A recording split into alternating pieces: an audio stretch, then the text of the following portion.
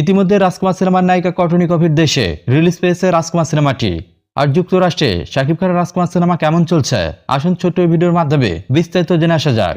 আপনারা অনেকেই জানেন, গত 19 এপ্রিল যুক্তরাষ্ট্র ও কানাডায় রাজকুমার সিনেমাটি রিলিজ দেওয়া হয়েছে। আর রাজকুমার সিনেমায় শাকিব খানের বিপরীতে নায়িকা হিসেবে ছিলেন যুক্তরাষ্ট্রের জনপ্রিয় মডেল কটনি কফি। এই ব্রিটিশ বিউটি শাকিব খানের বিপরীতে প্রথমবারের মতো কোনো সিনেমায় অভিনয় করেছেন। আর প্রথমবারেই বাংলাদেশি সুপারস্টারের বিপক্ষে অভিনয় করে রাতারাতি সেলিব্রিটি বনে গিয়েছেন। তবে যুক্তরাষ্ট্রে রাজকুমার সিনেমাটি রিলিজের পর থেকেই এই নায়িকা সোশ্যাল মাধ্যমে নিজের দুঃখ প্রকাশ করেছেন। কারণ রাজকুমার সিনেমাটি রিলিজের পর বিভিন্ন থিয়েটারের সামনে ব্যানার বা পোস্টারে শুধুমাত্র শাকিব খানকে দেখা গিয়েছে। এর পাশাপাশি থিয়েটারের সামনে কোনো পোস্টারে কটনি কফির নাম বা ছবি কোনো কিছুই লক্ষ্য করা যায়নি। আর যে বিষয়টি এই চিত্রনায়িকাকে ব্যথিত করেছে।